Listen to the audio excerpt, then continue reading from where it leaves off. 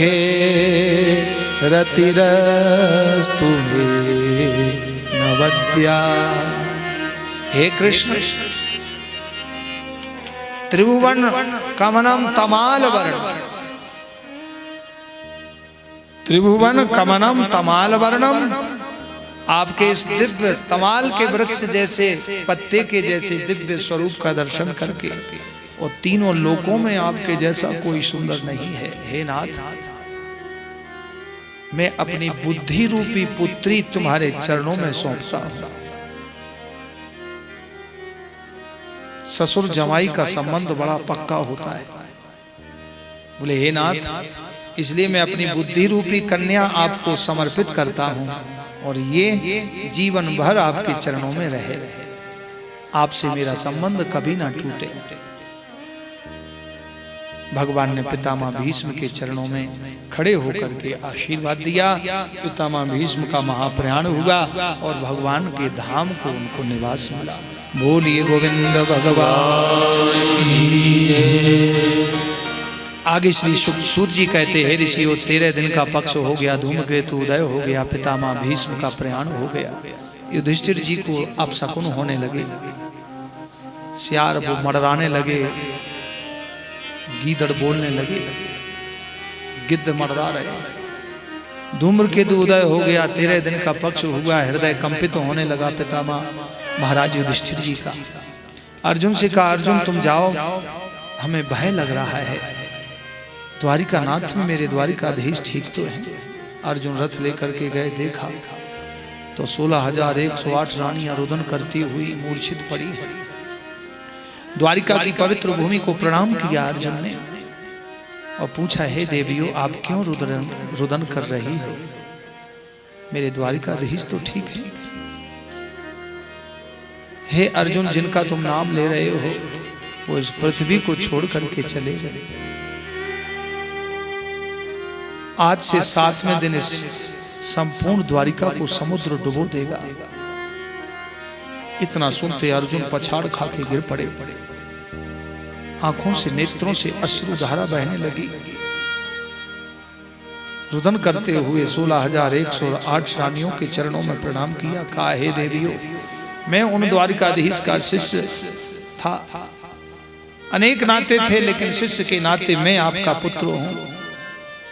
आप हमारी मातृवत हो। इस समुद्र से द्वारिकापुरी डूब जाएगी। तुम सब हस्तिनापुर चलो, हम आप सबकी सेवा करेंगे। 16,108 रानियां रथ पर सवार होके अपना धन कोष खजाना सब रख करके वस्त्राभूषण चले। आगे आगे अर्जुन का रथ और पीछे पीछे 16,108 रथ। भयंकर जंगल पड़ा, देखा कोल भीलों को पता लगा अर्जुन आ रहा है। अर्जुन से युद्ध किया, अर्जुन परास्त हो गए। अर्जुन को लज्जित कर दिया, बांसों से पीटा। 16,100 रथों का सामान लूट लिया। रोते हुए अर्जुन युधिष्ठिर जी के पास आए। शर्मिंदा होना पड़ा, अर्जुन को हारना पड़ा। वो अर्जुन जिस अर्जुन के धनुष की टंकार को सुन के बड़े बड़े योद्धा कांपते थे, जिस अर्जुन ने गांडीव की सहायता से महाभारत पर विजय प्राप्त करी, आज साधारण भीलों से परास्त हो गए। परास्त होना ही था। कारण, जब तक अर्जुन श्री कृष्ण के साथ रहे तब तक अर्जुन का कोई बाल बांका नहीं कर सका। आज अर्जुन भी वही है, अर्जुन की धनुर्विद्या भी वही है, गांडीव भी वही है, लेकिन कृष्ण नहीं है। अर्जुन को हारना पड़ा। संसार में मानव के पास में धन हो, साधन हो, परिवार हो, संपत्ति हो, सब कुछ हो, यदि कृष्ण की भक्ति नहीं है तो एक दिन उसको शर्मिंदा होना पड़ता है, हारना पड़ता है, लज्जित होना पड़ता है। आज अर्जुन को लज्जित होना पड़ा। सब कुछ है अर्जुन के पास, केवल कृष्ण नहीं है। युधिष्ठिर जी से कहा कि मैं हार गया। युधिष्ठिर जी ने देखा कि मेरे द्वारिकाधीश इस पृथ्वी पर नहीं है, तो अब पांडवों का रहना भी यहाँ उचित नहीं है। उस समय परीक्षित की मात्र 12 वर्ष की आयु थी। परीक्षित को राज्य तिलक किया, राजा बनाया। पांचों पांडव द्रौपदी सहित स्वर्गारोहण के लिए आए। यहीं बद्रिका वन में व्यास गुफा से आगे तपोवन है, आगे चल करके स्वर्गारोहण है। पांचों पांडव स्वर्ग के लिए पहुंचे। इधर राजा परीक्षित को राज्याभिषेक करके तिलक करके राजा बना दिया। राजा परीक्षित अपनी प्रजा का पुत्रवत पालन करते हैं। कम उम्र में राजा बने, रथ पर सवार होकर प्रजा का निरीक्षण करते हैं। जो बुजुर्ग प्रजा मिलती है तो उतर करके बुजुर्गों को प्रणाम करते हैं। बुजुर्ग आशीर्वाद देते हैं, राजा यशस्वी भव, दीर्घ आयुवान भव। जहां से निकलते हैं राजा अपने पूर्वजों की प्रशंसा को सुनते हैं। धन्य है राजा परीक्षित, ऐसे पवित्र कुल में जन्म लिया जिनके पूर्वजों ने अपनी भक्ति की पराकाष्ठा से त्रैलोकीनाथ श्री कृष्ण को अपना सारथी बनाया। जिन भगवान ने अपना संबंध पांडवों के वंश में जोड़ा, ऐसे पवित्र उच्च कुल में राजा परीक्षित का जन्म हुआ। धन्य है राजा परीक्षित। राजा परीक्षित अपने पूर्वजों की प्रशंसा सुन के बड़े खुश होते हैं। इसलिए अच्छा कर्म करके जाओ तो वो पूर्वज, जो आने वाली पीढ़ी है, वो तुम्हारी पूजा करेगी, तुम्हारे नाम से दान पुण्य करेगी, तो पितृलोक से आशीर्वाद मिलेगा, पितृलोक में शांति होगी। क्योंकि जो हम आप सबके पूर्वज हैं वो चौथी पीढ़ी वाले, दूसरी से लेके दूसरी तीसरी चौथी के जो पूर्वज हैं वो पितृलोक में रहते हैं। उनको खाना पीना दान पुण्य उनके नाम से यहाँ पितृलोक में होता है।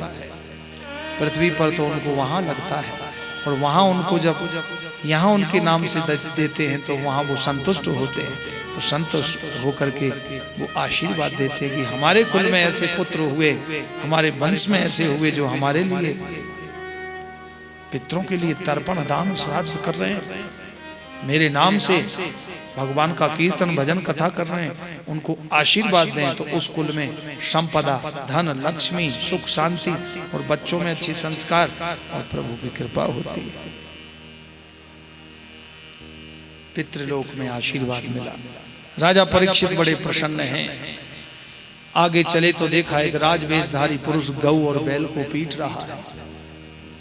गौ माता को पीट रहा, बैल के 3 पैर काट दिए। राजा परीक्षित ने देखा, धनुष बाण निकाल करके और अनुसंधान किया और ललकारा, रे दुष्ट, कौन है मेरे राज्य में, निकल जाओ।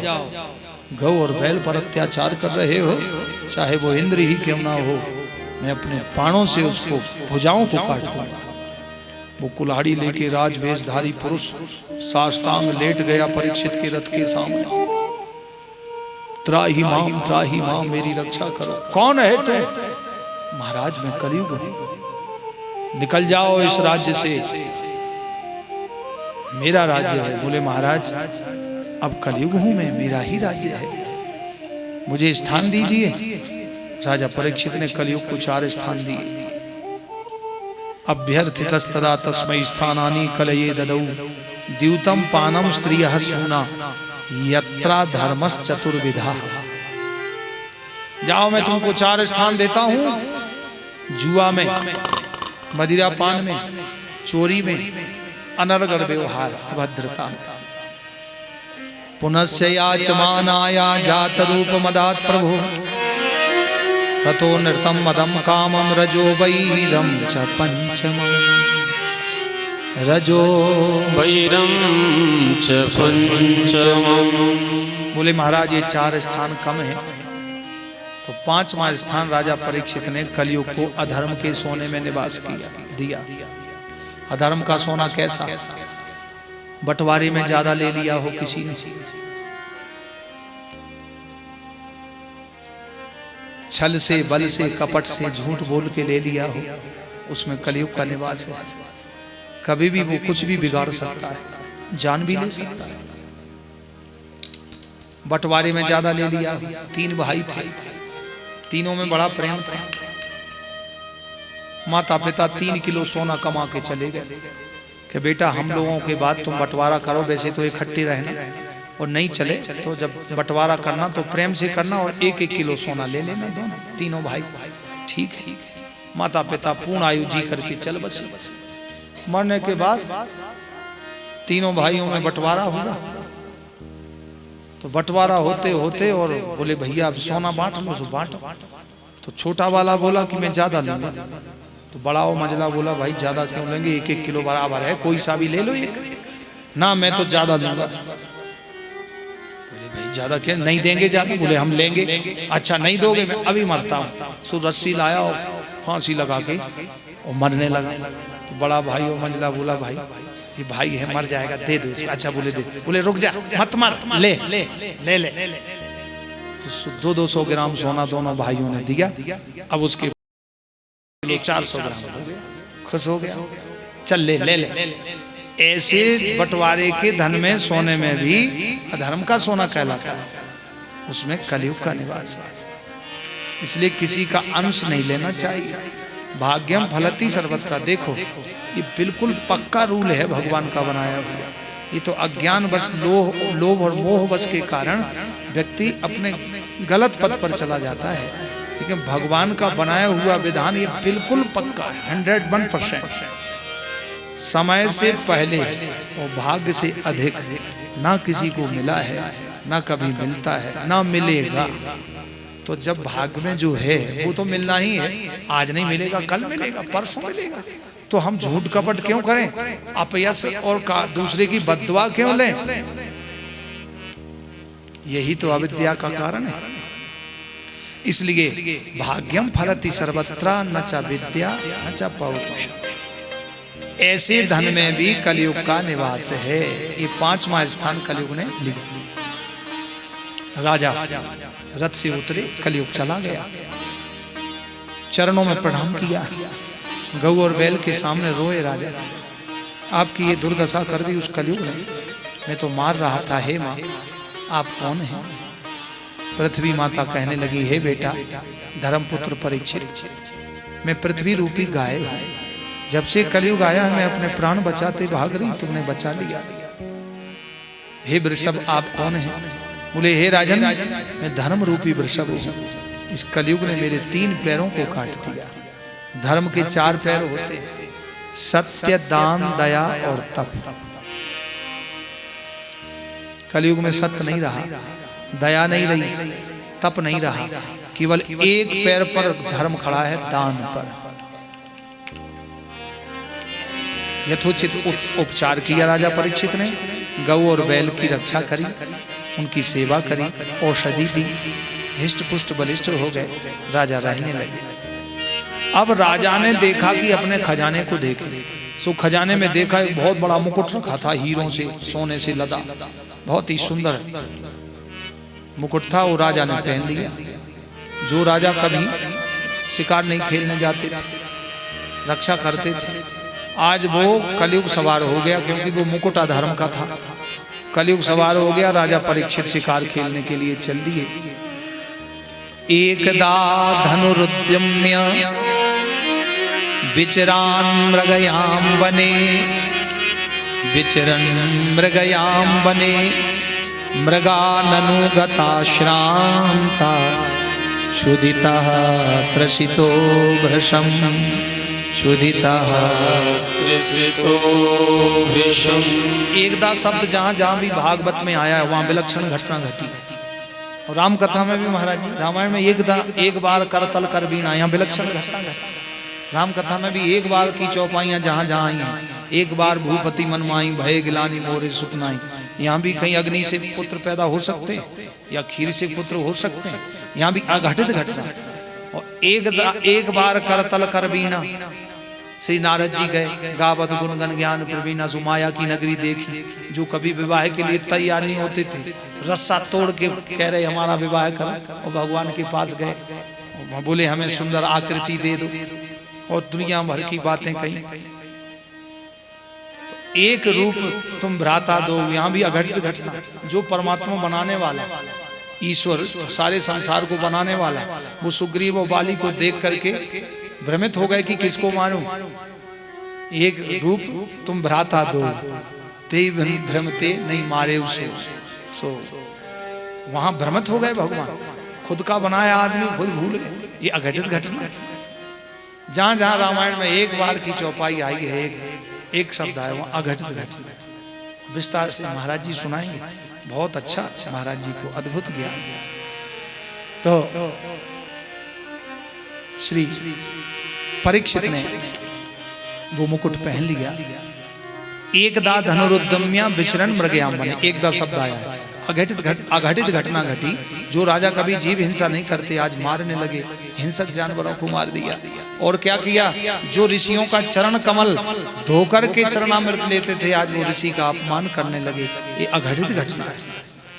और आगे भागवत में कई शब्द, एकदा शब्द 10वें स्कंद के 9वें अध्याय में उखल बंधन लीला पे, एकदा गृहदासीषु यशोदानंद गेहिनी कर्मांतर नियुक्तासु निर्ममंथ स्वयं दधि।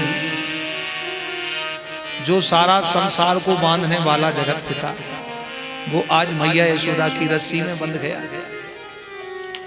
सारे संसार को बांधने वाला खुद बंध गया। ये अघटित घटना घटी। तो यहां भी राजा परीक्षित के समय एकदा शब्द आया तो यहां अघटित घटना घटी। राजा परीक्षित ने ऋषि का अपमान कर दिया, हजारों हिंसक जानवरों का वध कर दिया। राजा परिश्रमित हुए, भूख प्यास लगी, बड़े परेशान थे। पानी पीना, भोजन करना, सो ऋषि के आश्रम पे चले गए। समीक ऋषि का आश्रम था। समीक ऋषि ध्यान में बैठे थे। बोले अच्छा देखो ये महात्मा, हम राजा हैं, हमको देख के ध्यान कर रहे हैं कि इनको पानी का, भोजन करना पूछना पड़े। कलयुग की बुद्धि ऐसी होती है, अच्छा काम बुरा दिखता है लोगों को। सो मरा हुआ सांप पड़ा था, सो सांप उनके गले में डाला। जैसे गले में सांप सर्प डाला, परीक्षित चल दिया। एक शिष्य आया, उसने देखा गुरुजी के गले में सांप, सो भागा। कौशिकी नदी के तट पर श्रृंगी ऋषि तप कर रहे थे। समीक ऋषि के पुत्र मित्र, तुम्हारे पिता के गले में किसी ने सर्प डाला। इतना सुनते ही कौशिकी नदी से जल लिया।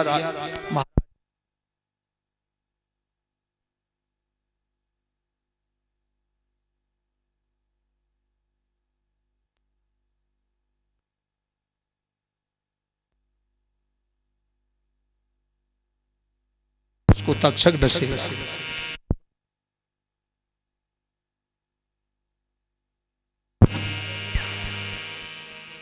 कांपने लगी दसों दिशाएं।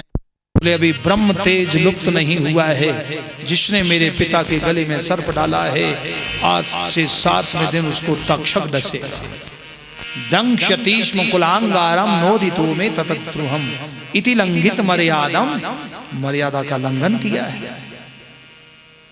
भाग करके आए, पिताजी की गोदी में सिर रख के रोने लगे। विसृज्य पुत्रम पाप्रच्छा वत्स कस्मादि रोदसी। रोते हुए पुत्र को देखा, उनकी समाधि खुली। बेटा क्यों रो रहे हो? पिताजी आपके गले में किसी ने सर्प डाला।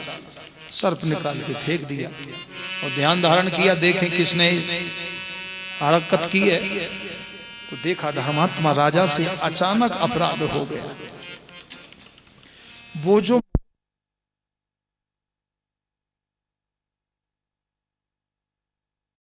राम राम राम राम, हे विधाता, मुझे मौत आ जाए तो अच्छी बात है, लेकिन मेरे कुल का एक कलंक हट जाए।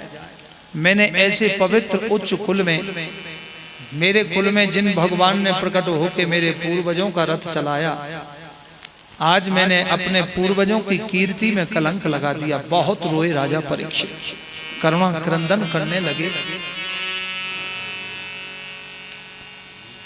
हे नाथ, मुझे मृत्यु आ जाए तो ठीक है, लेकिन ऋषि का अपमान का कलंक हट जाए। गौरमुख नाम का शिष्य भेजा समीक ऋषि ने। वो शिष्य आया, महाराज की जय हो, कहो बटुक ब्रह्मचारी, मुझसे अपराध हो गया। उनके चरण पकड़ के रोने लगे। बोले हे राजन, तुमने एक ऋषि का अपमान किया है, आज से 7वें दिन आपको तक्षक डसेगा। ये मेरे गुरुदेव ने आज्ञा दी है कि राजा परीक्षित को सावधान करके आओ। समीक ऋषि ने आपको शाप दे दिया है। समीक ऋषि के पुत्र श्रृंगी ऋषि ने आपको शाप दिया है। राजा परीक्षित को शाप लगने का इतना दुख नहीं हुआ जितना एक ऋषि का अपमान हो गया उसका। राजा परीक्षित ने संकल्प लिया, सब भीड़ लग गई, समूह जुड़ गया। बड़े बड़े ऋषि मुनि ज्ञानी राजा के पास आए, उपाय बताया। हजारों लाखों की संगत आई है। कोई कहा यज्ञ करो, तप करो, तप करो, ध्यान करो। राजा परीक्षित ने संकल्प लिया कि मुझे अन्न जल के कारण ये भोगना पड़ा। ये क्षुधा पिपासा ही पाप कर्म कराती है।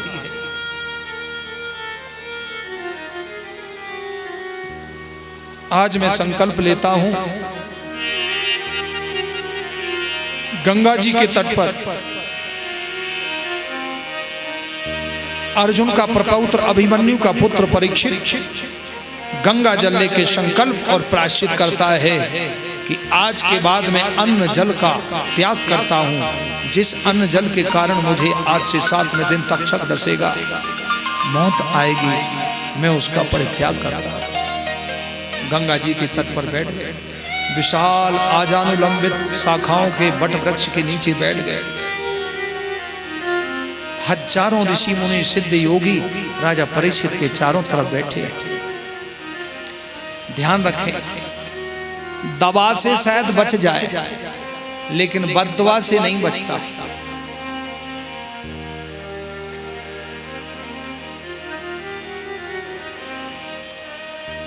दवा से शायद नहीं बचे, लेकिन दुआ से बच जाता है। तो दुआ और बद्दुआ, तो जो हजारों ऋषि मुनि बैठे धर्मात्मा राजा परीक्षित के पास, उन्होंने भगवान नारायण का ध्यान किया और प्रार्थना की कि हे प्रभु, राजा धर्मात्मा राजा परीक्षित का मोक्ष हो, इसको भगवत धाम मिले। क्योंकि नाग का काटा हुआ अकाल मौत मरता है, उसकी अकाल मृत्यु होती है, तो उसकी मोक्ष नहीं होता। इसलिए हे प्रभु, आप आए और परीक्षित का मोक्ष करने का उपाय बताएं। ऐसे हजारों ऋषियों ने दुआ की भगवान से। तो ऋषि मुनियों की दुआ से साक्षात नारायण ही सुखदेव बनकर के प्रकट हो गए और भगवान की कथा। बोलिए नारायण भगवान की जय। अवधूत भेष, एक कोपिन लगाए हुए श्री सुखदेव जी महाराज, 12 वर्ष की उम्र है, दिव्य गौर वर्ण है, देहानुसंधान नहीं है, उनको अपने देह का भी भान नहीं है। राजा परीक्षित के सम्मुख प्रकट हो गए। राजा परीक्षित ने दिव्य आसन दिया और साष्टांग दंडवत करके श्री सुखदेव जी के चरण कमलों का अभिषेक करके गंगा जल से चरणामृत लिया और प्रार्थना की। श्री सुखदेव जी ने पूछा है, कहो राजन क्या चाहते? अतः पृच्छामि संसिद्धिं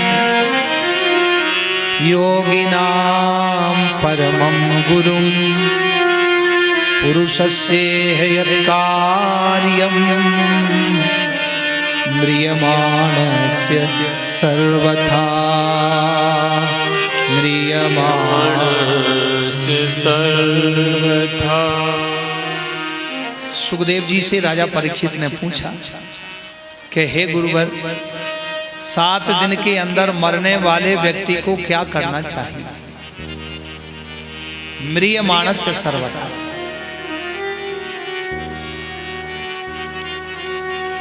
एक ही प्रश्न पूछा है राजा परीक्षित ने, एक ही प्रश्न से ही पूरा श्रीमद्भागवत श्रवण करा दिया श्री सुखदेव जी ने।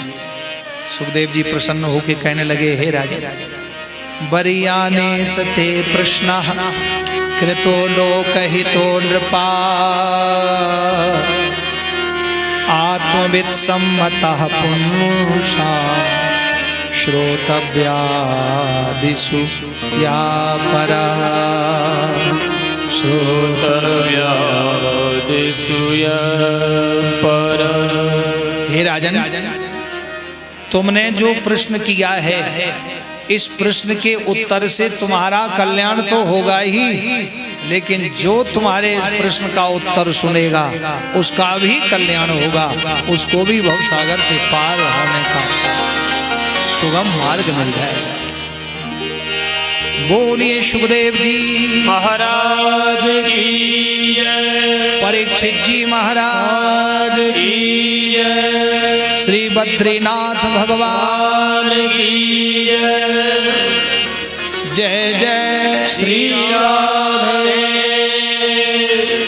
अब राजा परीक्षित का मन कैसे लगे, वो उपाय भगवान ने बताया। सुखदेव जी भगवान के चरणों में मन कैसे लगे उसका उपाय बताया है। आइए 1 मिनट प्रभु के चरणों में चलते हैं। सुखदेव जी महाराज का आगमन हुआ है। सुखदेव जी महाराज आए हैं। बोलिए सुखदेव जी महाराज की पूजन करेंगे। यहाँ विराजमान करा दें। हरि की कथा सुनाने वाले तुमको लाखों प्रणाम, तुमको लाखों प्रणाम, तुमको लाखों प्रणाम, तुमको लाखों प्रणाम। हरि की कथा सुनाने वाले, प्रभु की कथा सुनाने वाले, तुमको लाखों प्रणाम, तुमको लाखों प्रणाम, तुमको लाखों प्रणाम, तुमको लाखों प्रणाम।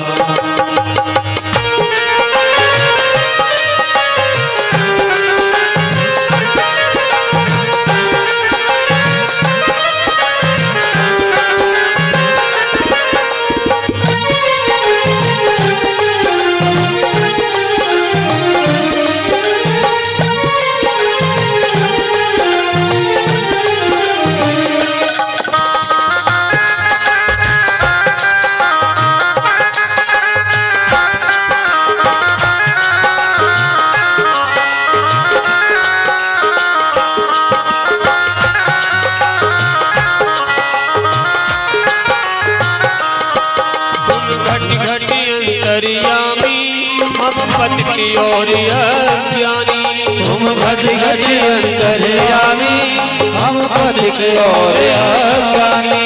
तुम घट घट अंतर्यामी, हम पद की ओर अज्ञानी। तुम घट घट अंतर्यामी, हम पद की ओर अज्ञानी। गोविंद दर्श कराने वाले, दर्श कराने वाले, तुमको लाखों प्रणाम, तुमको लाखों प्रणाम, तुमको लाखों प्रणाम, तुमको लाखों प्रणाम। हरि की कथा सुनाने वाले, प्रभु की कथा सुनाने वाले, तुमको लाखों प्रणाम, तुमको लाखों प्रणाम।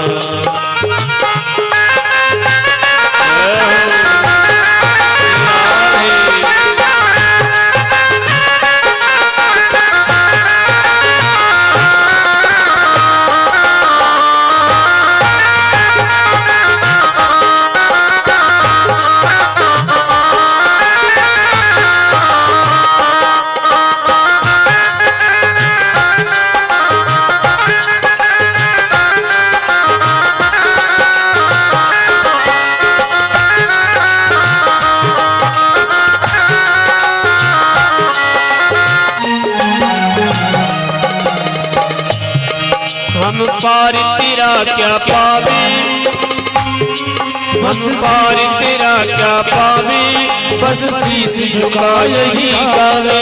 हम पार तेरा क्या पावे, बस शीश झुका यही गावे। हम पार तेरा क्या पावे, बस शीश झुका यही गावे। हम पार तेरा क्या पावे, बस शीश झुका यही गावे। ओ सुधा लुटाने वाले, ओ सुधा लुटाने वाले, ओ सुधा लुटाने वाले, ओ सुधा लुटाने वाले, तुमको लाखों प्रणाम, तुमको लाखों प्रणाम, तुमको लाखों प्रणाम, तुमको लाखों प्रणाम। हरि की कथा सुनाने वाले, हरि की कथा सुनाने वाले, प्रभु की कथा सुनाने वाले, हरि की कथा सुनाने वाले, तुमको लाखों प्रणाम, तुमको लाखों प्रणाम, तुमको लाखों प्रणाम, तुमको लाखों प्रणाम, तुमको लाखों प्रणाम, तुमको लाखों प्रणाम, तुमको लाखों प्रणाम, तुमको लाखों प्रणाम। बोलिए गोविंद भगवान की जय हो। जय जय श्री राधे। श्री सुखदेव जी दिव्य आसन पर विराजमान होकर के भगवान की कथा श्रवण करा रहे हैं। राजा परीक्षित का मन भगवान में कैसे लगे वो उपाय बताए। हे राजन, क्योंकि राजा परीक्षित त्रसित हैं, अंदर से दुखी हैं, ऋषि का श्राप लगा है, आत्मगिलानी है, दुख है। दुखी आदमी का मन कैसे भगवान में लगे वो उपाय बताया। बोले हे राजन, भगवान में मन लगाने के लिए तुमको कुछ क्रिया करने पड़ेंगे, सभी के लिए बताया। बोले जितासनो जित श्वासो जित संगो जितेन्द्रियः स्थूले भगवतो रूपे मनः संधारये धियः। स्थूले भगवतो रूपः मनः संधारये धियः। हे राजन, सबसे पहले आसन को जीतें, जितासनो। फिर दूसरा श्वासों को जीतें, जितश्वासो। फिर तीसरा संग को जीतें, जित संगो। फिर चौथा इंद्रियों को जीतें, जितेंद्रिया। जिसने आसन को जीत लिया, जितने संग को जीत लिया, जिसने श्वासों को जीत लिया, तो स्थूले भगवतो रूपे, फिर उसका इसी स्थूल शरीर से भगवान में मन लग जाएगा। रूपे, भगवान का रूप उसको दिखने लगेगा। तो आसन को कैसे जीतें? एक ही आसन पर बैठ के भजन करें, कथा सुनें। तो बोले एक आसन पर नहीं बैठ पाते हैं, तो बोले कुर्सी पर बैठ के सुने, लेकिन एक आसन हो। कैसे करें आसन? बोले अभ्यास करें। पहले 5 मिनट बैठने का अभ्यास, फिर 1 घंटे का, फिर 2-4 महीने के बाद फिर 1.25 घंटे का, फिर 2-4 महीने का, ऐसे क्रम चलता रहे। 8 घंटे आराम से बैठ सकते हैं अभ्यास से। जैसे चाय पीने का अभ्यास हो जाता है, बिना कहें सुबह उठते ही चाय पे ध्यान आता है। प्रैक्टिस अभ्यास से तो सब कुछ हो जाता है। करत करत अभ्यास के जड़मत हो तो सुजान, और रस्सी आवत जाते ही सिल पर परत निशान। सिल माने पत्थर, कुआ की पाट जानते हो? पनघट पे गोपियां कुआ की पाट पे जाती, पनघट। पनघट कहते हैं, कुआ होता है ना, उसके चारों तरफ पत्थर की पाट लगा देते हैं लंबी, और फिर उसी की सहायता से रस्सी से पानी खींचते हैं। तो वो रस्सी तो बहुत मुलायम होती है, पत्थर इतना कठोर होता है, लेकिन रस्सी घिसते घिसते पत्थर पे निशान पड़ जाता है। तो अभ्यास से जब पत्थर पे निशान पड़ जाता है, तो पत्थर से ज्यादा थोड़ी है हम लोग तो और उससे ज्यादा जल्दी अभ्यास हो जाएगा। इसलिए आसन को जीतें, जितासनो जित श्वासो। श्वासों को जीतें। श्वासों को जीतना कैसा? बोले व्यर्थ की बातें ना करें। 4 आदमी बैठे हो, गप सड़ाका लगाए और ताश खेलना शुरू किया, ये व्यर्थ की बातें। अब ताश खेलते खेलते व्यर्थ की बातें, फलाना ऐसा, फलाना ऐसा, और फलाने ने ऐसा किया, फलानी पार्टी वाला ऐसा है। वैसे खामोखा लड़ कोई रहा है, जीत कोई रहा है, मौज कोई मार रहा है, तुम बहस करके आपस में मूड फोड़ी कर लो। ऐसे मिल गए, बोले फलाना अच्छा है, ये ठिकाना अच्छा, तो दोनों में तीनों चारों में बहस हो गई, मारपीट हो गई। बोले भाई लड़ाई किस कारण हुई? बोले कुछ नहीं, राजनीति की बात कर रहे थे। तो काय को करो, भगवान की बात करो। राजनीति वाले अपने आप राजनीति करें, उनका काम है, तुम्हारा काम थोड़ी। तुम साधक हो, अपनी साधना का काम करो। तो ये व्यर्थ की बातें हैं। चली जा रही हैं अनमोल श्वासें, जो कुछ बची है इन्हीं को संभालें। मिला जन्म तुमको बड़े कष्ट सहकर, पुकारा प्रभु को उल्टा लटक कर। उसी भक्त वत्सल के तुम गीत गालो, जो कुछ बची हैं उन्हीं को संभालो। मिला तन रतन सा जिसे चंद कहते, हमारा हमारा कहकर ही मरते। मिला पंच तत्वों से, इन्हीं में मिला लो, जो कुछ बची हैं उन्हीं को संभालो। तो व्यर्थ की बातें ना करें, किसी की निंदा चुगली ना करें, तो उससे व्यर्थ चली जाती हैं श्वासें। तो क्या करें? भजन करें, जप करें, कथा पढ़ें, सुने। श्वासों को जीतना ये है। जित संगो, संग को जीतना। आप किसी भी संग में रहें, लेकिन दूसरे का गलत रंग तुम्हारे ऊपर ना चढ़ जाए, तुम्हारा सात्विक असर उस पर चढ़ जाए। कहीं भी रहें, चाहे पीने के वाले के साथ, खाने वाले के साथ, आलसी के साथ रहें, लेकिन आपका असर उस पर जाए, तुम्हारे सत्संग का असर, लेकिन उसका कुसंग तुम्हारे ऊपर ना आ जाए। किसी भी समय में रहो, अपनी स्थिति में रहो, संग को जीतो, तो आपकी इंद्रियाएं भी स्थित हो जाएंगी और फिर भगवान में मन लग जाएगा। और मन लग गया तो फिर आपको कोई दुख नहीं दे सकता, ना आप दुखी हो सकते। बहुत लोग कहते महाराज बहुत टेंशन है, बहुत टेंशन है। टेंशन समझते हो? टेन माने 10 और सन माने सूर्य। एक सूरज की गर्मी 48 डिग्री टेम्परेचर होती है, बाहर 10 मिनट भी खड़ा नहीं हुआ जाता। और जहां 10 सूरज की गर्मी ऊपर आवे तो का हालत हो जाए। टेंशन। इसलिए सावधान रहें। इसलिए हाय हेलो छोड़ो और राधे राधे राधे बोल, राधे बोल, वृंदावन की गलियन राधे बोल, राधे बोल, वृंदावन की गलियन। ताली बजा के भाव से राधे बोल, वृंदावन की गलियन।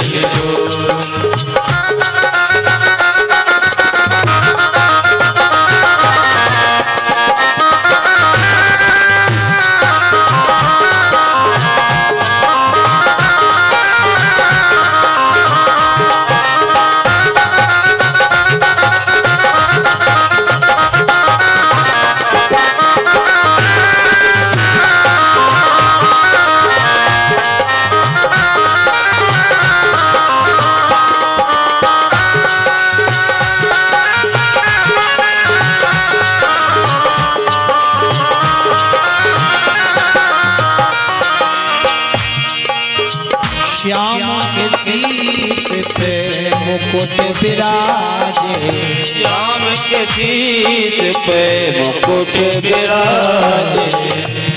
मेरी राधा के, मेरी लाडो के शीश चुनर अनमोल। वृंदावन की गलियन राधे बोल, राधे बोल, वृंदावन की गलियन राधे बोल, वृंदावन की गलियन। श्री राम है।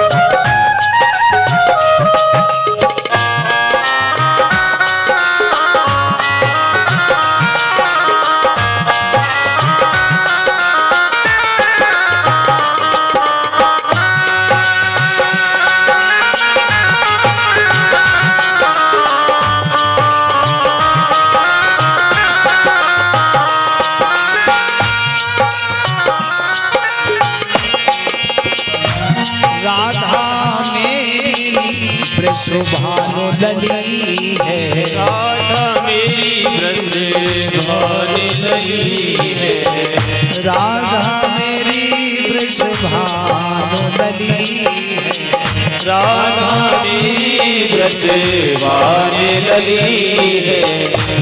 मेरो कान्हा है नंद किशोर, वृंदावन की राधे बोल, राधे बोल,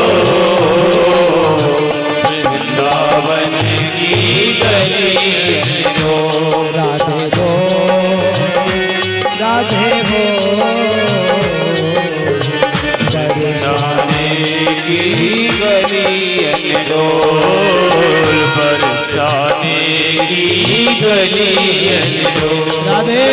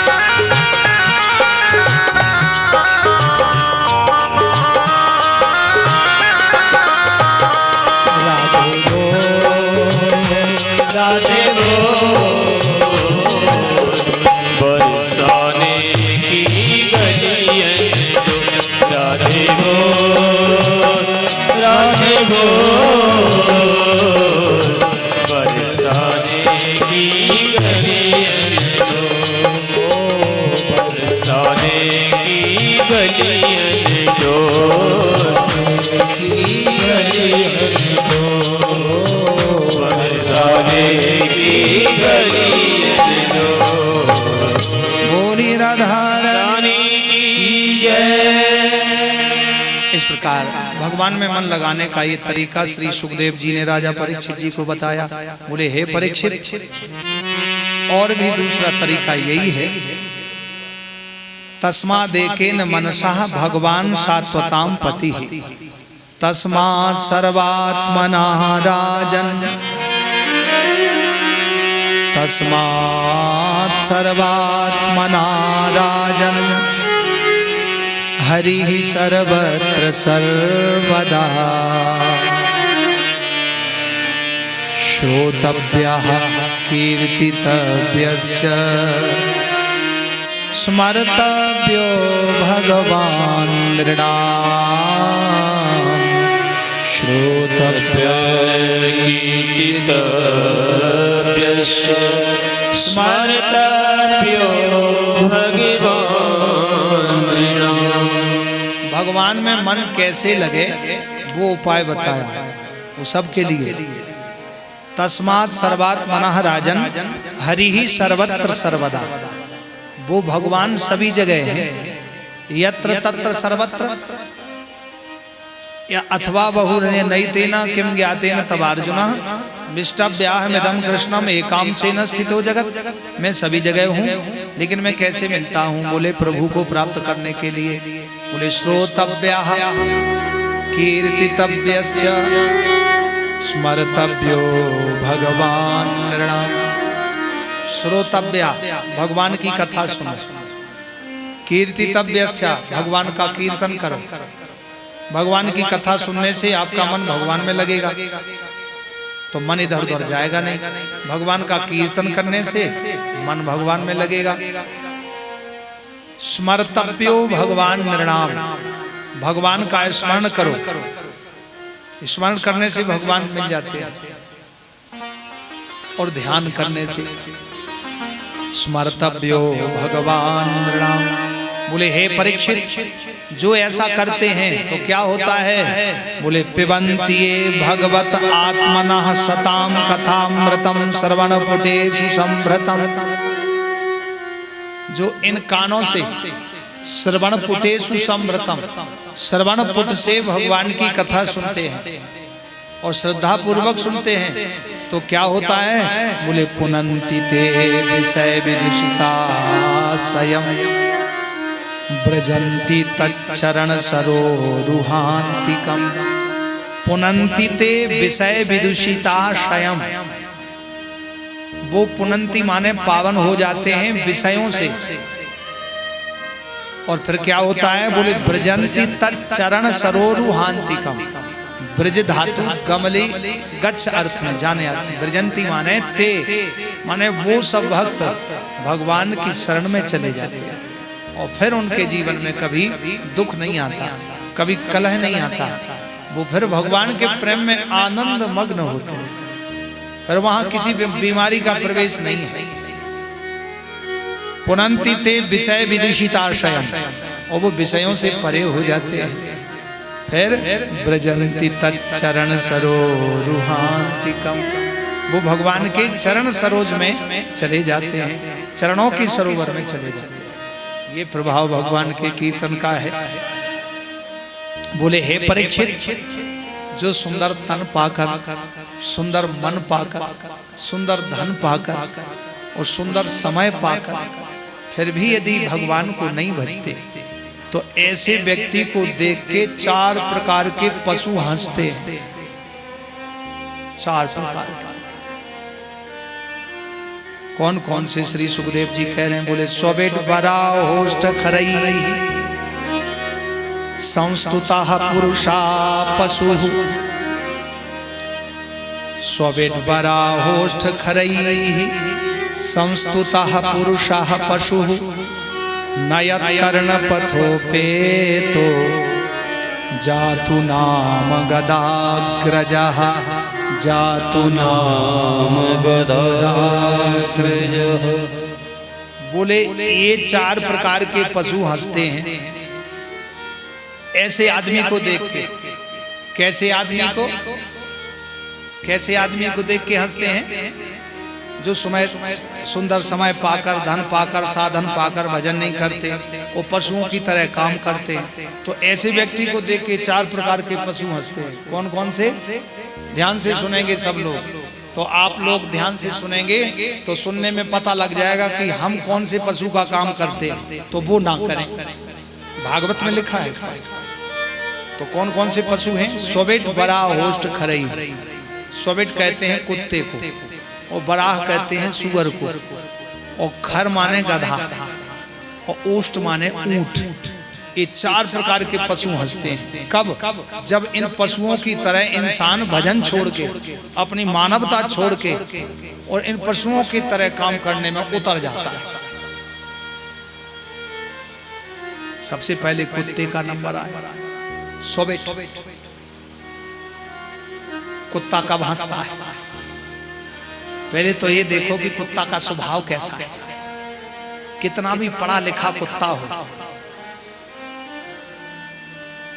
शैम्पू से नहाता हो और वेजिटेरियन हो, बहुत कुत्ते वेजिटेरियन होते हैं,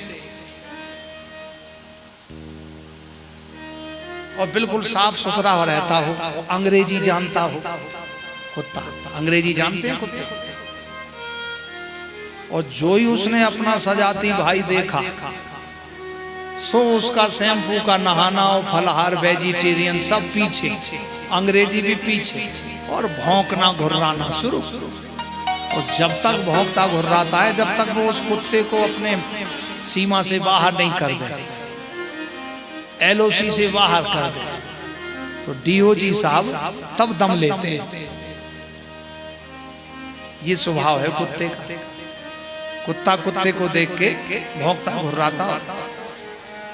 तो कुत्ता कब हंसता है? जब हंसता है कुत्ता दर दर पे जाता है घरों में। किस लिए जाता है? उसको क्या जरूरत है? इसलिए जाता है कि मैं भूखा हूँ, इंसान है, ये अपना बची खुची रोटी, कुछ बासी टूटी फूटी रोटी दे देगा, मैं खा लूंगा, मेरा पेट भर जाएगा। और जैसे ही वो ऐसा आशा लगा के जाता है, और जैसे दरवाजे के अंदर पहुंचा घर के, सो घर वालों ने देखा, एक ने देखा, अरे भैया देख देख कुत्ता आ गया, दौड़ दौड़ मारो मारो। सो अंदर से डंडा लेके भागा, कुत्ता को भागा। सो कुत्ता समझ गया कि मारे, मैं तो आया था कि रोटी लेने, ये तो डंडा दे रहा है। सो कुत्ता हंसता भी है और रोता भी है, लेकिन हंसता ज्यादा है। बोले रो तो इसलिए रहा हूं कि रोटी नहीं मिली, लेकिन हंस ज्यादा रहा। और वो पूंछ हिलाता हुआ हंसता हुआ जाता है। क्यों हंसता है? वो इसलिए हंसता है कि अच्छा रहा, पिछले जन्म में मैं भी इंसान था, मेरे द्वार पे भी हम कुत्ते आते थे, तो हम ऐसे ही भगाते थे, मरने के बाद मैं कुत्ता बन गया।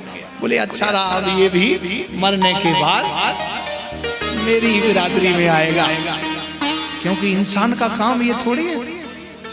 अरे किसी के काम जो आए उसे इंसान कहते हैं, पराया दर्द जो अपनाए उसे इंसान कहते हैं। यूं भरने को तो दुनिया में पशु भी पेट भरते हैं, इन्हें जिन्हें इंसान का दिल है वो नर परमार्थ करते हैं। पथिक जो बांट के खाए उसे इंसान कहते हैं। कुत्ते की दी हुई रोटी तो इंसान खा रहा है, उसी की दी हुई रोटी उसी को आंखें दिखाना। इंसान का काम तो सबको खिला के खाना होता है। तो कुत्ता जब हंसता है बोले अरे ये तो मेरे काम कर रहा है, पशु की तरह। बोले मरने के बाद ये कुत्ता बनेगा क्योंकि ये मेरी बिरादरी जैसा काम कर रहा है, इंसान के जैसा काम नहीं कर रहा है। गया काम से। दूसरा पशु है बरा, स्वबिट बरा।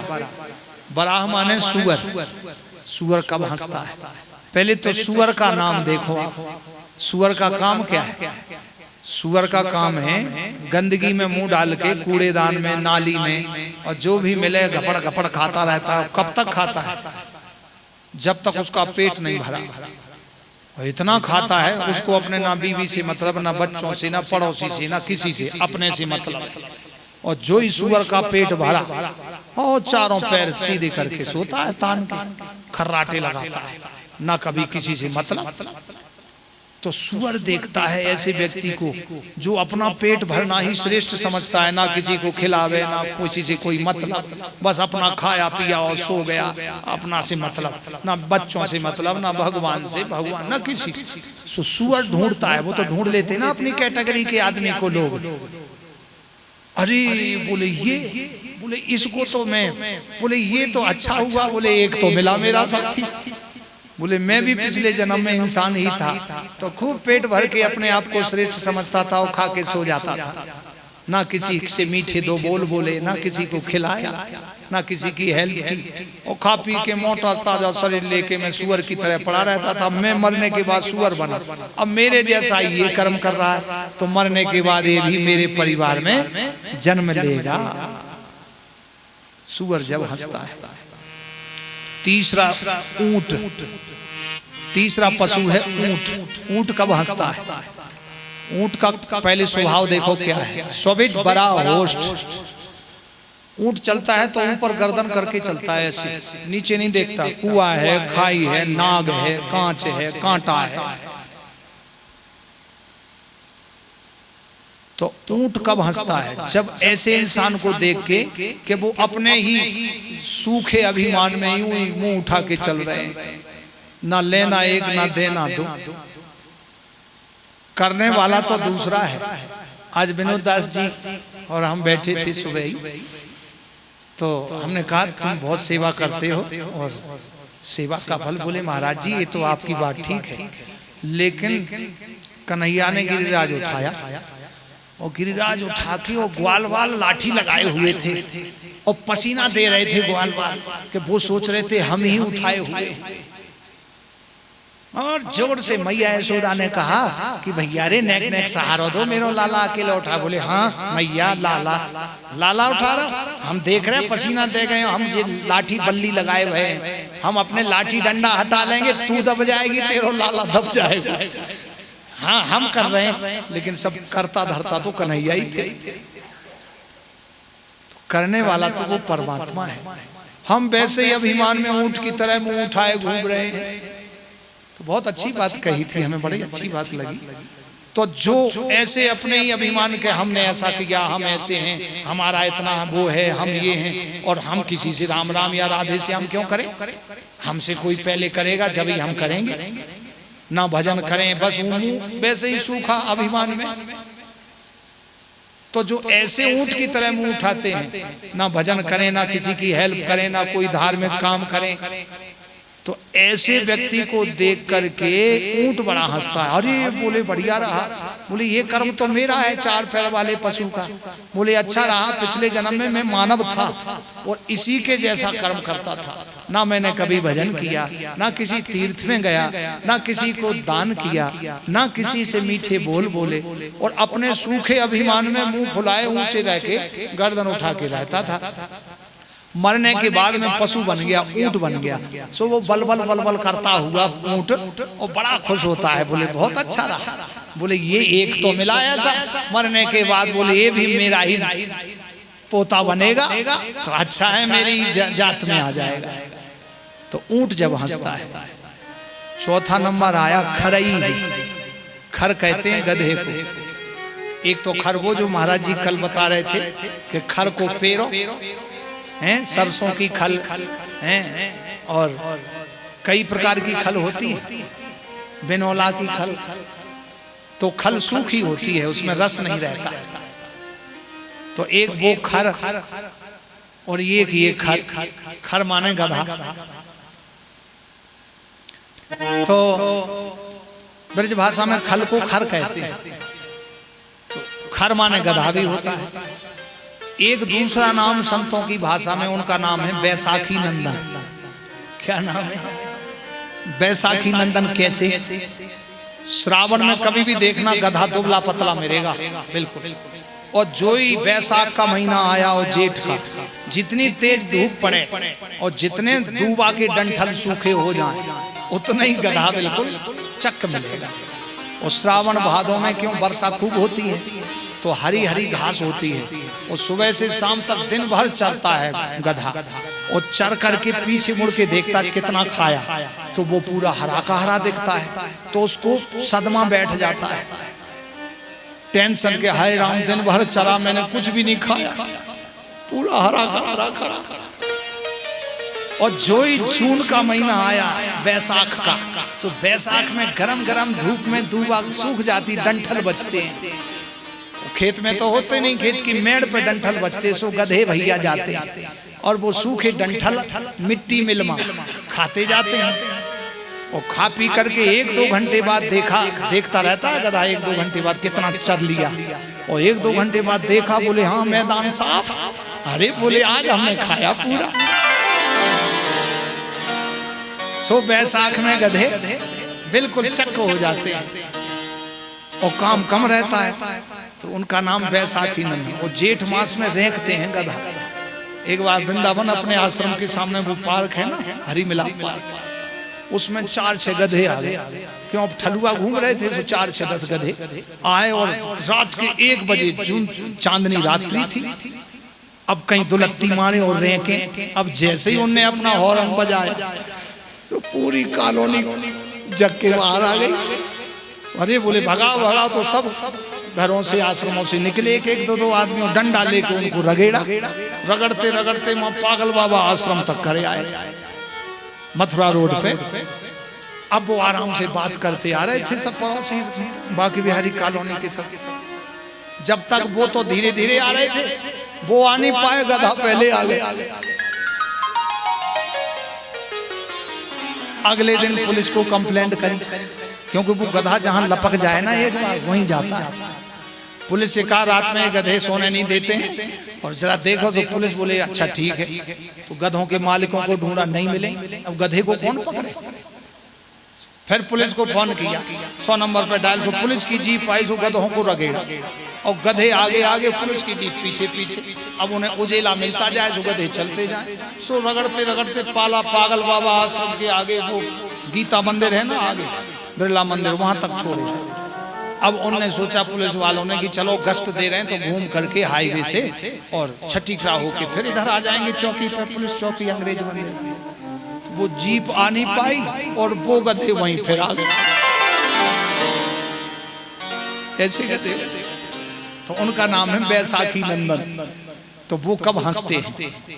और गधे का स्वभाव कैसा है, जितना उसमें वजन लाद दिया जाए, पीठ उसकी लचक जाती है, यानी उसके वजन से भी 1.25 गुना वजन वो ले जाता है। यहाँ तो पहाड़ों पे वही खच्चर काम करते गधे, उन्हीं से जीत होती है। अब वो कब रेंक दें, कब बोल दें, कोई पता नहीं। और वो बोलते कैसे हैं, आप लोगों ने सुना तो होगा, कोई बताएगा कैसे बोलते हैं? हम बता रहे कैसे बोलते हैं, सुनो। अरे ढेंचू ढेंचू नहीं बोलते, वो भगवान को याद करते हैं। वो 3 स्वर में बोलते हैं, ह्रस्व दीर्घ पुलुत। हाँ, गुरुजी बता रहे थे भागवत में पढ़ाते समय इसी प्रसंग पे, वो गुरुजी पूज्य शिवकांत पांडे जी महाराज ने एक्शन करके बताया, वो आपको बताते हैं। बोले वो ढेंचू ढेंचू नहीं बोलते, वो भगवान को याद करते हैं। वो 3 स्वर में बोलते हैं, ह्रस्व दीर्घ पुलुत। ह्रस्व माने थोड़ा कम, और दीर्घ माने खूब तेज आवाज में, और पुलुत माने ना तेज ना कम, बीच की आवाज। तो ऐसे ही बोलते हैं वो। वो लंबी आवाज लगाते हैं, ईश्वर है कि नहीं, है कि नहीं, है कि नहीं, है कि नहीं। दूसरा गधा कहता है हे ईश्वर तू है कि नहीं। मेरी पीठ लचक गई, टेढ़ी पड़ गई, ये हमारे ऊपर इतना ओवरलोड रख करके, वजन लाद करके और मेरा जीना मुश्किल कर दिया। हे प्रभु तू है कि नहीं, अब कृपा कर। तो गधा इस भगवान को बुलाता है। तो गधा कब हंसता है? जब हंसता है जब मई जून के महीना के समय बच्चों की छुट्टी होती है। बच्चों की छुट्टियां होती हैं तो लोग कॉलोनी में अपार्टमेंट बने होते हैं, तो अपार्टमेंट में बैठे हुए लोग सब बोले भैया आप जून की छुट्टी हैं, चलो बद्रीनाथ चलेंगे या 4 धाम की यात्रा। बोले क्या पैकेज है? बोले एक आदमी का 12,000 रुपये और उसमें खाना पीना कुली इंक्लूड, सब कुछ, रहना खाना सब कुछ है। तो गधा सुनता है,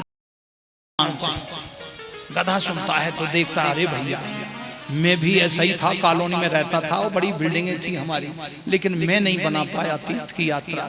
गधा रोता है, सुनता जाता है, रोता जाता है। तो वो कॉलोनी के लोग जो हैं उसमें बहुत अच्छे लोग होते हैं, सर्विसमैन, बिजनेसमैन, फैक्ट्री मैन, सब लोग थे। तो गधा सुनता है तो रोता है कि मैं भी इंसान था और बहुत बड़े घर में रहता था, मेरी बड़ी बड़ी फैक्ट्री थी। और ऐसे ये धर्म तीर्थ यात्रा का प्रोग्राम बना करके मैं कई बार जाया करता लेकिन नहीं जा पाया। लेकिन ये इन धर्मात्माओं का मैं दर्शन कर लूँगा और ये जा रहे हैं तो दर्शन करूँगा तो थोड़ा पुण्य हमें भी मिल जाएगा, हमारा भी जीवन धन्य हो जाएगा। मैं इंसान था, मैं नहीं कर पाया और जिंदगी भर अपने दुकान मकान फैक्ट्री का बोझा ढोता रहा कि मैं चला जाऊँगा तो कौन संभालेगा। और जीवन बीत गया, मरने के बाद में गधा बन गया। तो बहुत रोता है गधा। अब विचार बना तो वहीं बैठे बैठे प्रोग्राम बन गया। बोले भैया 5 आदमी हमारे, बोले लाओ 60,000 उनके, बोले भैया 10 हमारे। एक बड़े फैक्ट्री में जिनकी फैक्ट्री में 600 आदमी काम कर, बोले भैया 20 आदमी हमारे। 2,20,000 40,000 उन्होंने पैसा दे दिया। गधा सब देख रहा है, बोले मैं भी ऐसा ही करता था, लेकिन चलो इन धर्मात्माओं की चरण रज हमें मिल जाएगी, कुछ पुण्य मिलेगा, इस गधे की योनि से बच जाऊंगा। अब वो तारीख रखी गई, फलानी तारीख को जून में जाना। सो वो बस आ गई, बढ़िया स्लीपिंग बस, 2-3 बसें, उसमें लोग जा रहे हैं। कोई अपने बच्चे का हाथ पकड़े जा रहा, कोई अपने नाश्ता का थैला लिए जा रहा, कोई बोरी बिस्तर लेके जा रहा, कोई राशन पानी रखवा रहा है, हाँ, कोई जो है बढ़िया सिलेंडर चूल्हा और बिछाने की सारी व्यवस्था, हमारे विनोद दास जी जैसे सब अपने व्यवस्था करवा रहे हैं। तो गधा देख के बड़ा रो भी रहा है और हंस भी रहा है कि चलो इन धर्मात्मा का दर्शन करूंगा तो खुशी हो रही है। और रो इसलिए रहा कि मैं मानव था, मैंने अपना मानव जीवन व्यर्थ गमा दिया। अब वो लोग गए तो जिसने 20 आदमी के पैसे दिए थे वो लौट करके आया भाग करके। बोले भैया सुनो, जो जिसने मैनेजमेंट किया था, बोले सुनो ये 20 आदमी की टिकट का पैसा और 20 आदमी आप हमारी तरफ से ले जाओ। दान में किया लेकिन मैं नहीं जा सकता, प्लीज सॉरी। क्यों? अरे भैया तुम्हारे बिना काम कैसे चलेगा, मैं तो तुम ही हो। बोले नहीं नहीं क्षमा चाहेंगे, अगली साल चलूंगा। यदि मैं चला गया तो मेरे 12 लाख रुपए का नुकसान हो जाएगा। मेरा सुपरवाइजर भी चला गया, मैनेजर भी चला गया, बेटा स्कूल गया है, छोटा बेटा वहाँ संभाल नहीं पाएगा, इसलिए मैं अगली साल पक्का चलूंगा। सो गधा देखता है, बोले अरे बहुत बढ़िया। सो बड़ा खुश होता है और रेंकता हुआ दुलत्ती मारता हुआ बहुत खुश होता है। बोले चलो एक तो मेरी कैटेगरी का हुआ, मैं भी ऐसा ही था, मैंने भी ऐसा ही जीवन भर किया, लेकिन मैं नहीं कर पाया। गधे ऐसे ही बंधन में बंधा रहा, जीवन भर बोझा ढोता रहा और मरने के बाद में गधा बन गया। बोले ये भी अब मेरे परिवार में आने वाला। तो गधा जब हंसता है, इसलिए 4 प्रकार के पशु, 4 प्रकार के व्यक्तियों के कर्म को देख के हंसते हैं। इसलिए जिसने सुंदर समय पाया, सुंदर स्वस्थ तन पाया, धन पाया। किसी को धन मिलता है तो स्वस्थ नहीं मिलता, स्वस्थ मिलता है तो धन नहीं मिलता। और धन भी मिल गया, भगवान ने दिया, स्वस्थ भी दिया और समय भी दिया।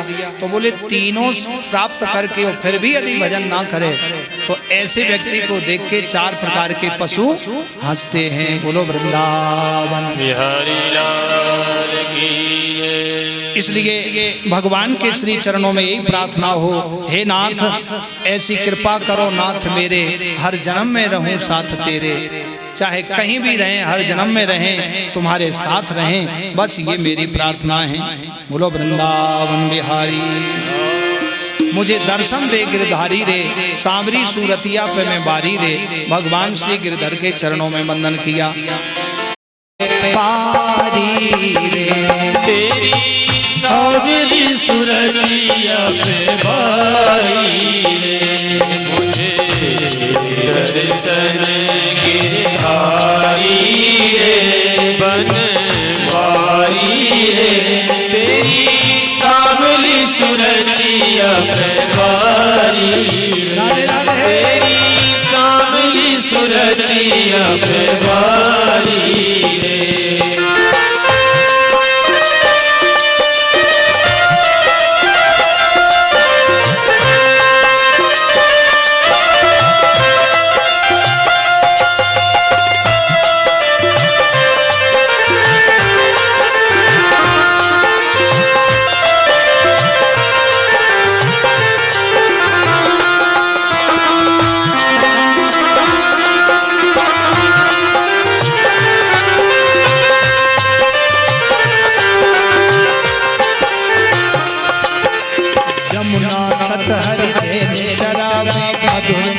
सुर बंसी बजावे, यमुना तट हरि भेल चरावे, मधुर मधुर स्वर बंसी बजावे।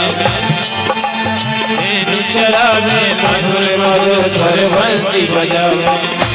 कान्हे कमरिया कारी रे, तेरी सांवरी सूरतिया पे बारी रे, मुझे दर्शन गिरधारी रे बनवारी रे।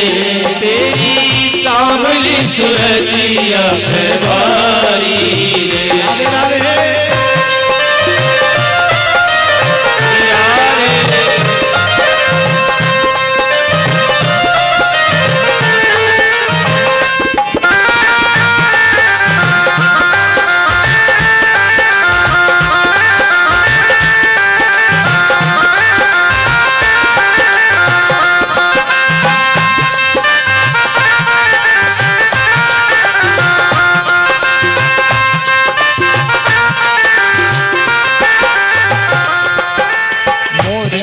पीताम्बर सोहे, देख रूप निमन जन मोहे। मोर मुकुट पीताम्बर सोहे, देख रूप मुनि जन मन मोहे।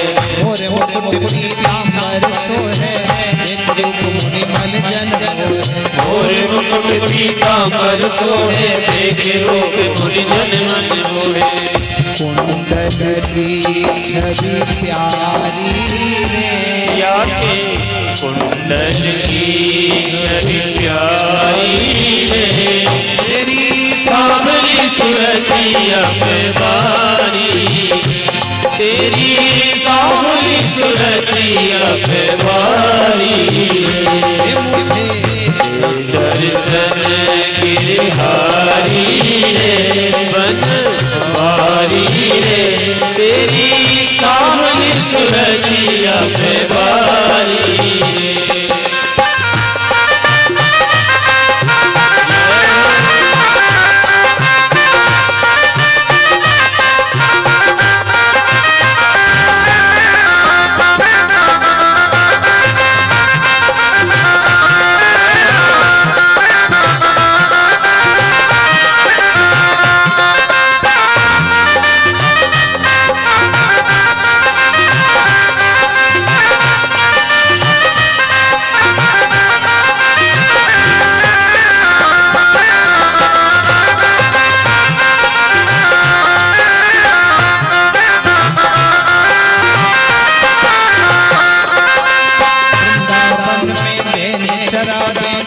गोपिका सब मिल गावे, वृंदावन में नैन चरावे, गोपी गोपिका सब मिल गावे। वृंदावन में नैन चरावे, गोप गोपिका सब मिल गावे।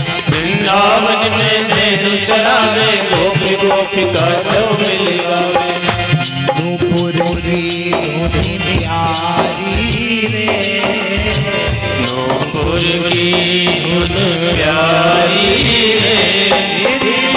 सांवली सुरतिया पे भारी तेरी सांवली सुरतिया पे भारी मुझे दे दर्शन गिरधारी रे बनवारी रे तेरी सांवली सुरतिया पे भारी तेरी सांवली सुरतिया पे भारी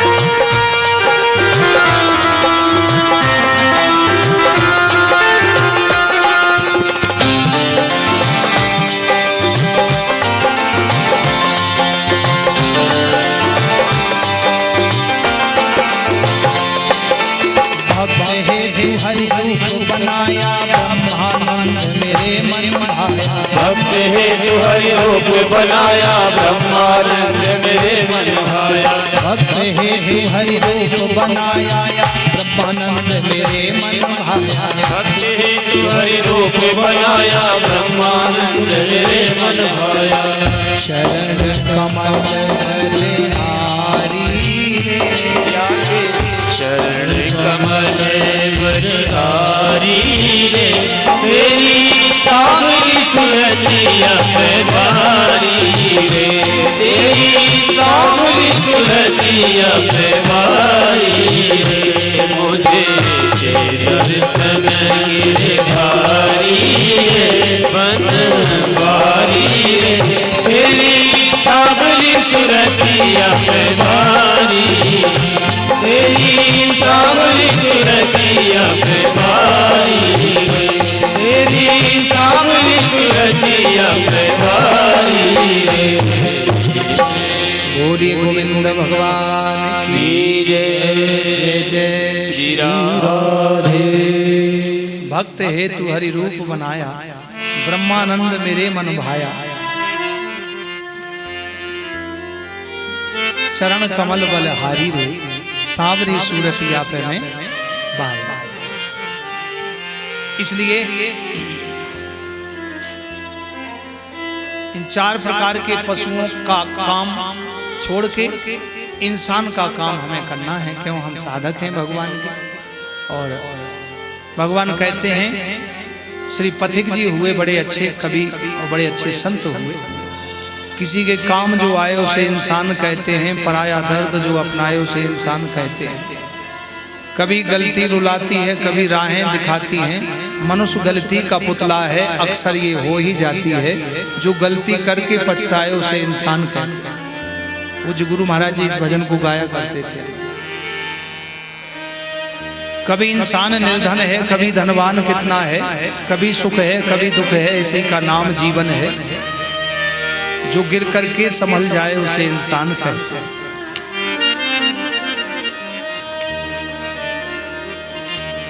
कभी इंसान धनवान है कितना, कभी निर्धन बना कितना। यूं भरने को तो दुनिया में पशु भी पेट भरते हैं। जिन्हें इंसान का दिल है वो नर परमार्थ करते हैं। जो सब में बांट कर खाए उसे इंसान कहते हैं। इसलिए श्री सुखदेव जी महाराज ने राजा परीक्षित जी को मन की धारणा का वर्णन बताया, सद्यो मुक्ति और क्रम मुक्ति का वर्णन बताया। हे परीक्षित, दो मुक्ति होती है संसार में, एक सद्यो मुक्ति, एक क्रम मुक्ति। सद्यो मुक्ति वो जो बाल्यावस्था से सदगुरु की कृपा हो गई और सदगुरु कृपा प्रसादी प्राप्त करके बताए हुए सदगुरु के मार्ग पर चले तो भगवान की साधना में लग जाए, वो सद्यो मुक्ति। और एक क्रम मुक्ति, क्रम मुक्ति वो माता पिता की आज्ञा, गुरुजनों की आज्ञा का पालन करके 25 वर्ष तक ब्रह्मचर्य का पालन करके विद्या अध्ययन करे और 25 से 50 साल तक विवाह शादी सदगृहस्थ में जावे, बिजनेस व्यापार करके और 50 से 75 तक परिवार का पालन पोषण और वानप्रस्थ आश्रम में रहे और 75 से 100 संन्यास धारण करे और भजन करे, उसकी क्रम मुक्ति हो जाएगी। तो 50 के बाद में फिर आस छोड़ देना चाहिए। 50 से छोड़ो आस। फिर 51, तो वन शब्द आ गया। 51 में लगो तो वन में वास करो। वन में कोई फैसिलिटी नहीं, जो मिल जाए खा पी के मस्त रहो। तो घर में भी रहो तो वन की तरह बन के रहो। सब्जी में नमक मिल गया, मन के अनुकूल नहीं मिला, अरे इसमें ये नहीं दिया, वो नहीं दिया, ये वो, तो फिर तुमको कोई नहीं पूछेगा। जो मिले तो खाओ पियो आनंद लो, वन की तरह रहो। 51, 52, 53, फिर ये वन में से आप आ जाओ। फिर 80 तक आए। 81, 82, 83, 84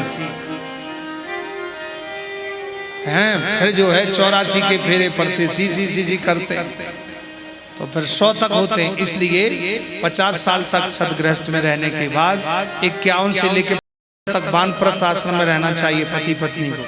वानप्रस्थ आश्रम मतलब भगवान का भजन करें, बच्चों को कारोबार सौंप दे, तुम संभालो, कुछ खर्च के लिए साधना के लिए रखें, भगवान के लिए, अपने लिए, साधन के लिए। क्योंकि बिना धन के धना धर्मस तथा सुखम, बिना धन के धर्म नहीं होता है, और धर्म से सुख मिलता है। लेकिन इंसान धन कमाता है सुख के लिए, तो वो सुख मिलता नहीं। और धन कमाया जाता है, सुख मिल नहीं पाता है। क्यों?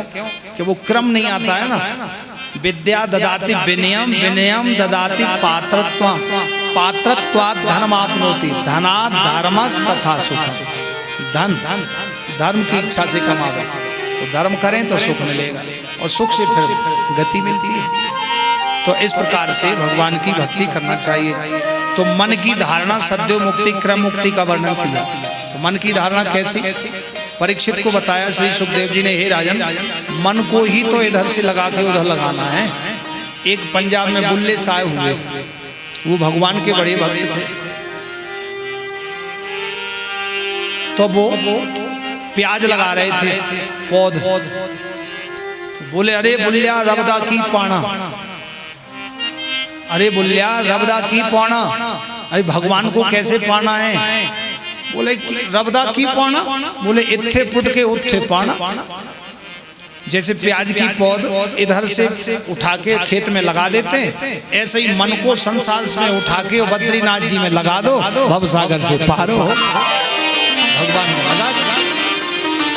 यही मन की धारणा है। लेकिन मन से ही व्यक्ति दुखी हो जाता है, मन से ही सुखी हो जाता है। प्रेम से बोलो राधे राधे। ऐसे एक जगह कथा हो रही थी, और कथा में जो है अक्सर चौथे दिन भीड़ हो जाती है हॉल। तो एक सज्जन आगे बैठे थे, बढ़िया कथा श्रोता बन करके, और सज्जन एक आए, भागवत कथा को प्रणाम किया, मत्था टेका, अपना बटुआ निकाल करके उसमें से कुछ दक्षिणा चढ़ाई। अब उन्होंने नजर घुमाई कि कहाँ बैठे, तो आगे ही जगह पड़ी थी 2 आदमी की। तो वो उधर ही जाने लगे, उधर ही जाने लगे। तो जो पहले से बैठे थे सज्जन, उन्होंने सोचा कि ये बंदा आया और हमारी छाती पर ही बैठेगा। सो क्या किया उन्होंने, अपना जो चदरा ओढ़े थे ना, तो 2 आदमी की जगह को अपने चदरे से कवर कर लिया। अब कहाँ से बैठोगे? तो वो सज्जन बड़े भक्त थे, उन्होंने उन्हीं के सामने खड़े होके प्रार्थना करी और हाथ जोड़े, भैया अरे 2 आदमी की जगह थोड़ा सा खिसक जाओ। तो बड़ा मुंह बनाते हुए जैसे बहुत बड़ा धनुष यज्ञ कर दिया हो एहसान, तो धीरे से खिसके आधे आदमी की जगह बोले, भाई साहब थोड़ा सा और खिसक जाओ 2 आदमी की जगह। तो वो बैठ गया। अब बैठ गया तो वो बड़े संकुचित भाव से बैठा, आनंद से, कि भाई जिसने बैठाया उसको हमारा शरीर का स्पर्श ना हो, परेशानी ना हो। तो बड़े सुकड़ के बड़े आराम से कथा सुन रहा। लेकिन जिसने बैठाया उसका कथा में मन नहीं लगा, और बार बार तिरछी नजर डाल के देखे, पता नहीं कहाँ से आ जाते हैं, कथा के बाद आते हैं और आगे बैठने की कोशिश करते हैं, और पसीने की बदबू आ रही, नहाते भी नहीं है। ऐसे कहता जा रहा, वो धीरे धीरे वो सुन रहा है, लेकिन उसको कोई ध्यान नहीं, वो कथा में मन लगा रहा है। अब बार बार उसका 2-2.5 घंटे मन नहीं लगा कथा में। इसके बाद क्या हुआ, अब कथा हुई, आरती हुई, प्रसाद बटा, वो चल दिए। अगले दिन उसी सज्जन ने सोचा कि आज चाहे कोई आ जाए, किसी को नहीं बिठाऊंगा आगे।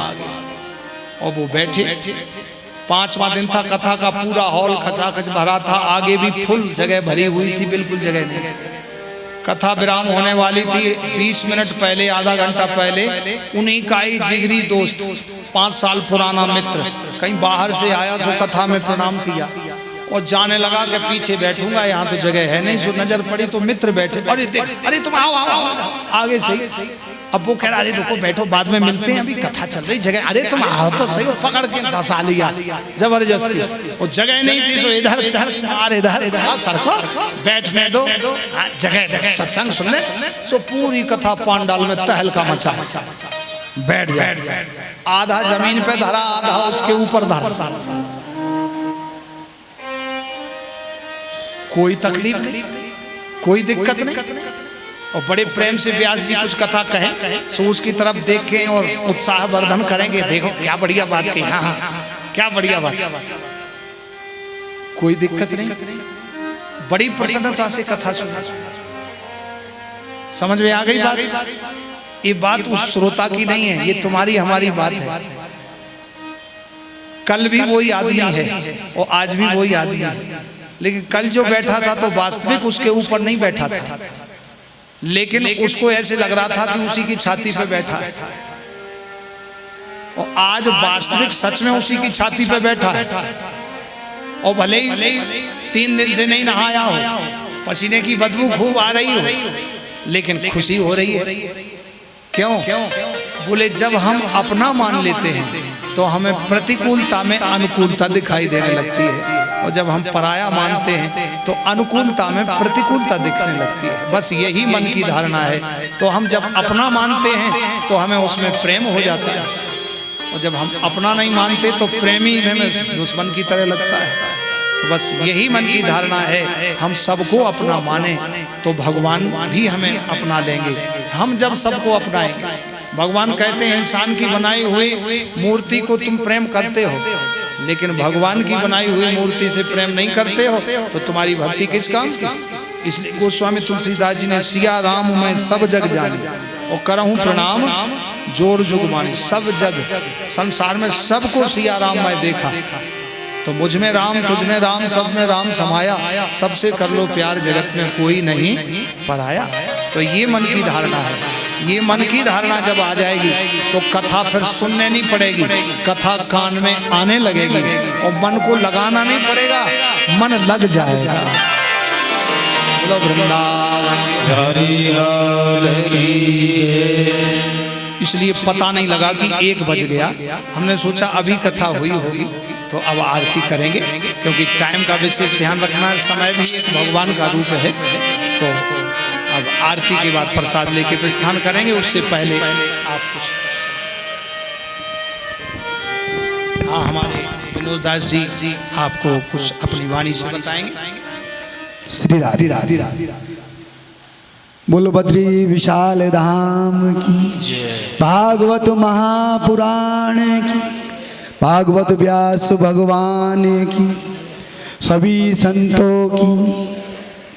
महाराज जी ने बड़ा सुंदर प्रसंग जानवरों की और इंसान की भेद बताया। हम लोग क्या कर रहे हैं कि ये जिंदगी भर हम क्या करते रहे गुरुदेव, कि जिंदगी भर हम ये क्या करते रहे, चेहरे पे गर्द थी और आईना साफ करते रहे, अपना मुख नहीं पूछा, आईने की गलती बताते रहे। जानवरों की महाराज जी ने कथा बताई। 1-2 मिनट की बात मैं कहूँगा। एक बार हम यात्रा से राजकोट जा रहे थे, श्याम तुलसी वन में।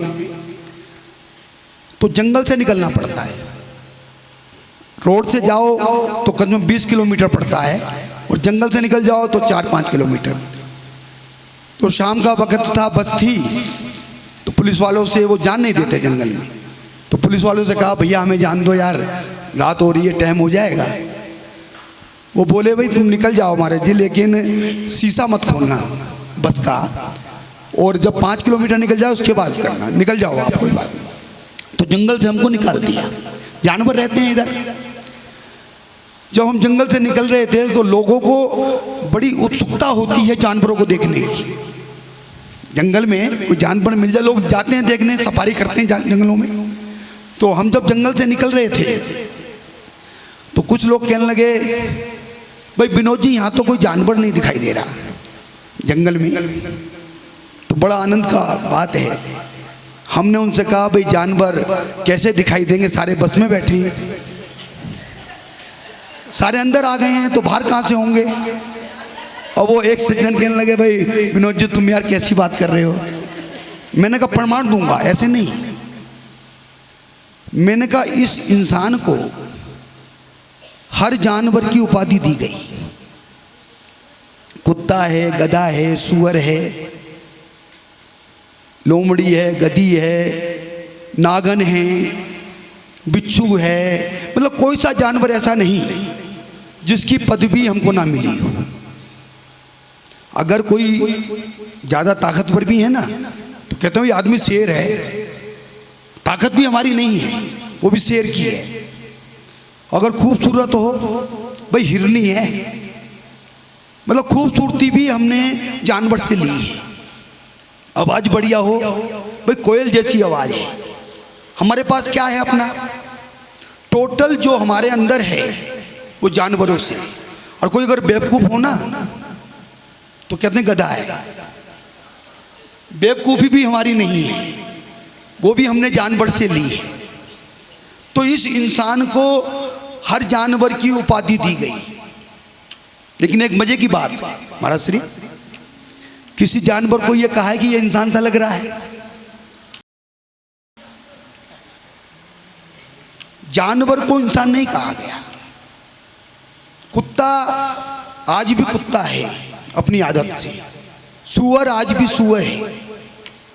परमात्मा ने उसको जिस स्थिति में भेजा है वो आज उसी स्थिति में है। जानवर ने अपना जानवरपन नहीं छोड़ा। नाग आज भी नाग है, उसको डसने का काम है। लेकिन इंसान ने इंसानियत खो दी। इंसान ने सब जानवरों का पद ले लिया इंसानियत छोड़कर। ये सिर्फ ये जो अनुष्ठान होते हैं, ये भागवत, ये सब इसीलिए है कि हमारा मन सुधर जाए। हम जानवरों की सब शिक्षा ले रहे हैं, सब कुछ ले रहे हैं, पर इंसानियत छोड़ रहे हैं। एक बहुत आनंद की एक सेकंड की बात है, उसके बाद आती। एक बार एक गधे को कहीं पड़ा हुआ पर्चा मिल गया, तो उसने जाके जंगल में जो गधी थी उसको दिखाया। पत्नी बहुत जल्दी मान जाती है। गधे ने कहा, भाई देख ये पर्चा मिल गया है, अब हम जंगल के प्रधान हो गए हैं, लिखित पर्चा है। वो गधी भी फैल गई। अब दोनों जंगल में घूम रहे थे बड़ी मस्ती से, क्योंकि प्रधान है, पति प्रधान हो गया, पर्चा साथ में। जब जंगल में घूम रहे थे तो कुत्ते पीछे लग गए, कुत्ते भौंकने लगे उन पे। तो गधी ने कहा, अजी वो पर्चा दिखा दो ना, वो पर्चा दिखा दो, प्रधान है हम। तो गधा कहने लगा गधी से, अरे उनका भगले ही अनपढ़ है, ये अनपढ़ है, काट लेंगे तो निकल, पर्चा पर्चे को छोड़। तो भैया ये तो सब आनंद की बात है। ये सब कथा ये है कि मन सुधर जाए, आदत को हम सुधार लें। चलो हो गया भजन, और मन की तरंग मार लें। हम लोग भजन भी गाते हैं कि मन चल वृंदावन धाम, शरीर नहीं मन। सारी लड़ाई मन की है। भजनी बातों से मैं कुछ ज़्यादा, और आरती होगी और उसके बाद प्रसाद की व्यवस्था सब रहे।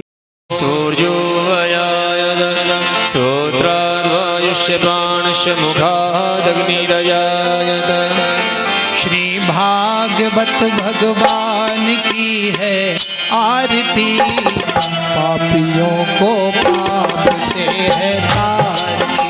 श्री भागवत भगवान की है आरती, पापियों को पाप से है तारती। शांति पावन पापों को मिटाने वाला, हरि दर्श कराने वाला। ये शांति गीत पावन पुनीत, पापों को मिटाने वाला, हरि दर्श कराने वाला। ये सुख करनी ये दुख हरनी, ये सुख करनी ये दुख हरनी। श्री मधुसूदन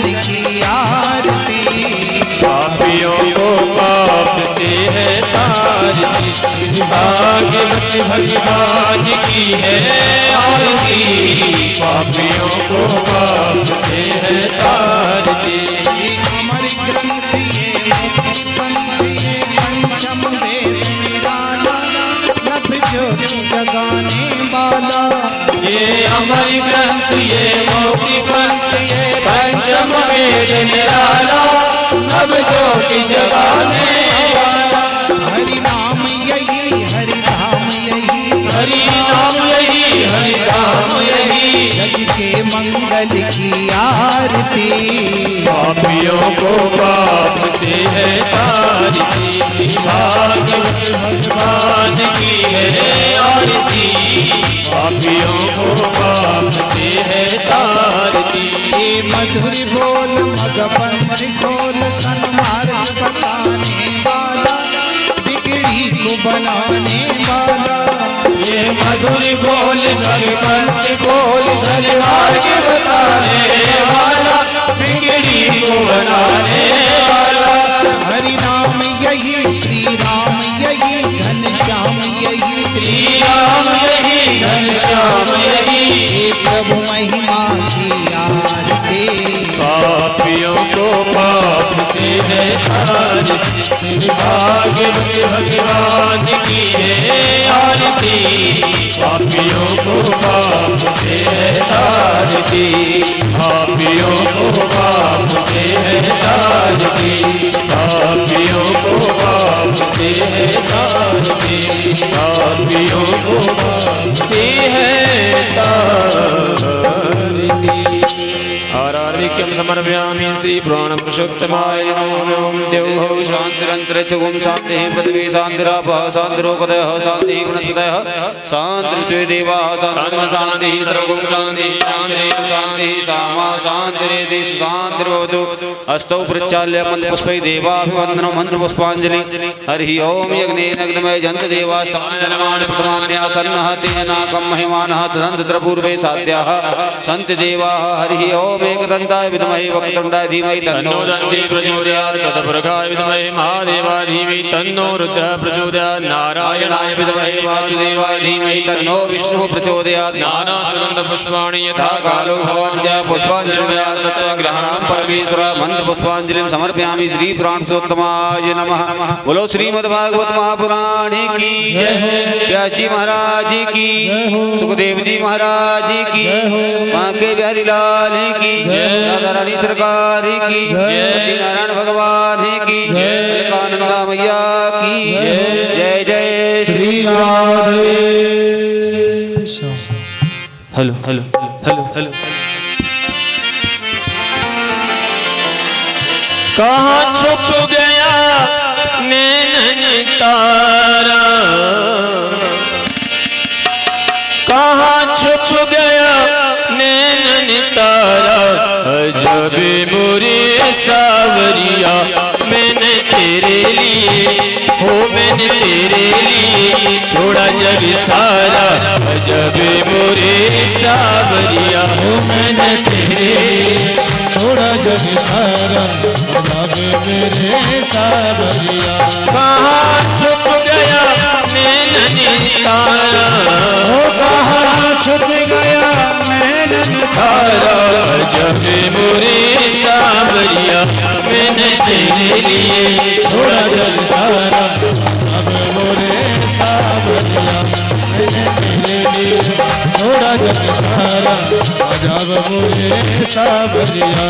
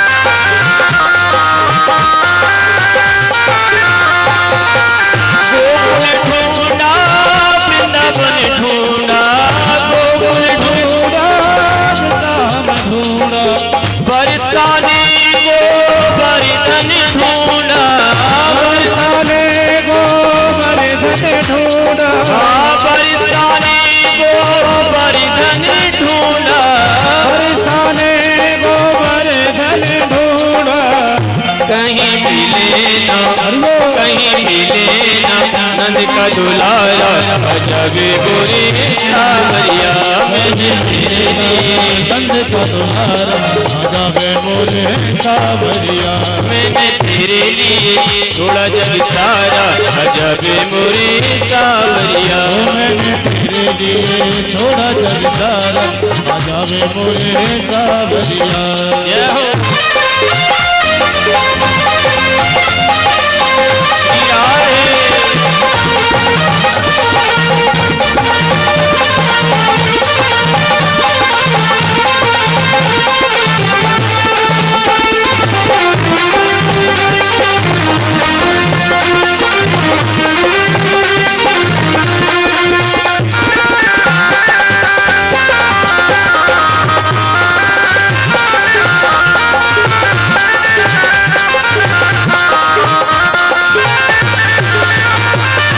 तुम बिन जीना भी क्या जीना तुम बिन जीना भी क्या जीना तुम बिन जीना भी क्या जीना तुम बिन जीना भी क्या जीना तेरी जुदाई जाए सही ना तेरी जुदाई जाए सही ना तेरी जुदाई जाए सही ओ तेरी जुदाई जाए सही ना बिन तेरे अब होते गुजारा अजब बुरी सावरिया मैंने तेरे लिए छोड़ा जग सारा अजब बुरी सावरिया मैंने तेरे लिए छोड़ा जग सारा अजब बुरी सावरिया मैंने तेरे लिए छोड़ा जग सारा अजब बुरी सावरिया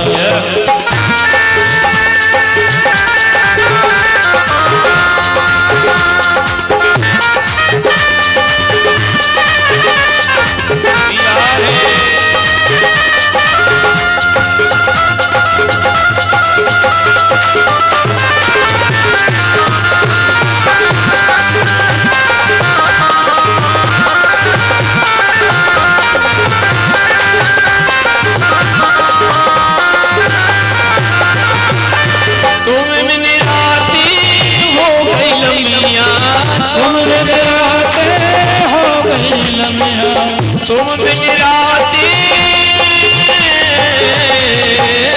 तुम बिन रातें हो गई लंबियां तुम बिन रातें हो गई लम्बियां अखियों में ना आए दिया अखियों में दिया अखियों में ना आए दिया अखियों में दिया मेरे दिल का एक की तारा अजब बुरी सावरिया मैंने तेरे लिए छोड़ा जग सारा अजब बुरी सावरिया कहाँ छुप गया नैन तारा कहाँ छुप गया नैन तारा अजब बुरी सावरिया ओ मैंने तेरे लिए छोड़ा जग सारा अजब बुरी सावरिया मैंने तेरे लिए छोड़ा जग सारा